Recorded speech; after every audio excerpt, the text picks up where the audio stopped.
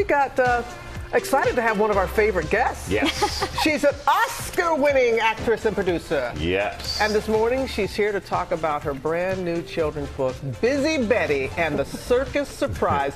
Give it up for Reese Witherspoon here on GMA. We always enjoy having you here. It's so nice to be here. I love this series. Tell us about this one, though. Oh, thanks. So I wrote this book, Busy Betty, last year. It's based on my childhood. She's a very spirited young girl who has all these crazy ideas about businesses she wants to build in her backyard. So her first business in the first book was a dog washing business. And in this book, she actually throws a circus surprise party for her mother. Ah. So, but the thing I really love about it, the thing I really love about it is Busy Betty learns from failure. So she always fails. Her creativity is out of control. It's always a mess, but then she has to pull it back together, pick herself back up, and make it successful. That is such an important lesson for kids. Yeah, to know that. resilience. Yeah. And you said it's based off you. So as a child, what were some of the wildest businesses that you started? Oh gosh, well, I started a barrette customization business out of my desk in the 3rd grade, and I also got suspended because I painted all over my desk, and I also wasn't supposed to be running a business, but it was profitable.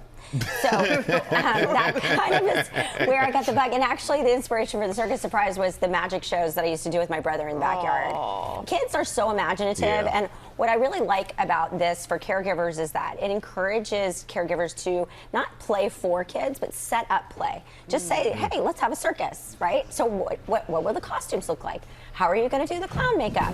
Just so they have to be creative, and it's like all day play instead of just 30 minutes. Oh gosh, I'm seeing my mom right now, because she would always do something like that. She'd always put it back on us, like, okay, so how are we going to do this? Yeah. Well, you're a mother of 3. I am. Any of their adventures going to make it into the series at all? It's actually really inspired too by my 3 kids. I have a 24-year-old, a 20-year-old, and a 11-year-old.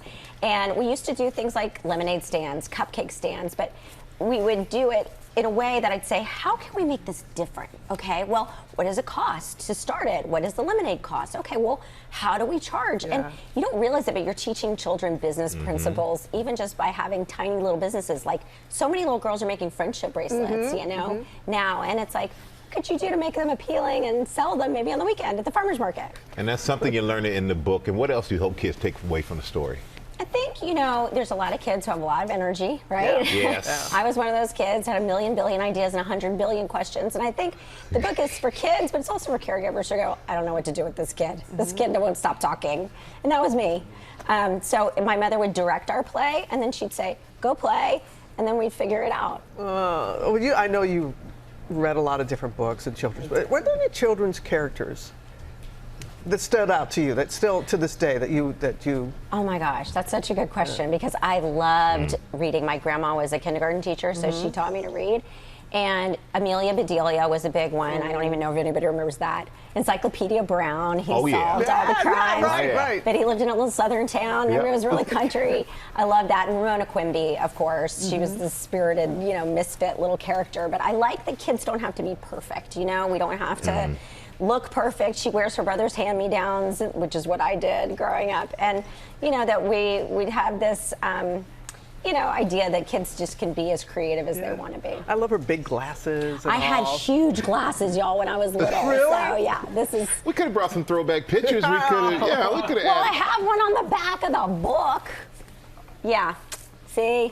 Oh, look, you look so precious. Oh, thanks. Yeah. Wait, is that a little tutu you have? I was a tutu, yes. I was a handful. I mean, my mother, it all worked out, but my mother, I'm sure, wanted to tear her hair out all the time. The bangs are classic. I know. Look, I got the bangs again. But, you know, as you are so entrepreneurial, I think it's so inspiring what you've done. It's just in your nature, as we can see now.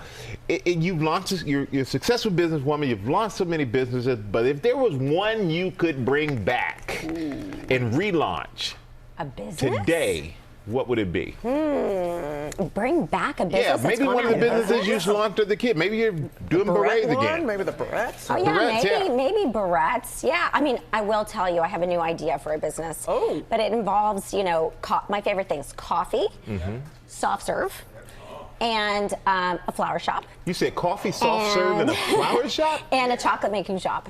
Yeah. I just have these ideas. Well, you know, I've been out of work for a minute. So I have this problem where I just keep ideating and coming up with new ideas. They're not all good, but you know, it's important, I think, even as older people, that we stay creative and that we keep our creativity going, because it keeps that, you know, your cognitive abilities going. And so I'm always coming up with new ideas. So all four of those together, that's my question. All four of those together? Yeah, I mean, wouldn't you want to go to a coffee shop and get some soft serve Easton chocolate and buy some flowers? The way you make it sound, why would you want to do all that? It made it sound like, why isn't there already out there right now? I know. How do you do it all? Seriously. I have wonderful people around me who keep me on the rails, who help me, but also, I don't know, I just take a lot of time to really appreciate things, a lot of gratitude. I grew up around a very joyful mother, so I have it every day as a gift, and my mother used to say, happiness is a gift you give yourself every day. And it's so important to do that, you know? Well, you share that. You really do. Yeah. And thank you. Are you feeling okay? I just have allergies. Oh, these fall allergies. What's going on? I know. I know. Sounds pretty good, though. But I was like, I'm still coming to Good Morning America. I need to see Michael and Robin. Yeah. Well, we're happy you came. Because she is busy. She's Busy Betty. And the Circus Surprise is out on Tuesday. Well, hey there, GMA fans. Robin Roberts here. Thanks for checking out our YouTube channel. Lots of great stuff here. So go on, click the subscribe button right over here to get more of awesome videos and content from GMA every day, anytime. We thank you for watching, and we'll see you in the morning on GMA.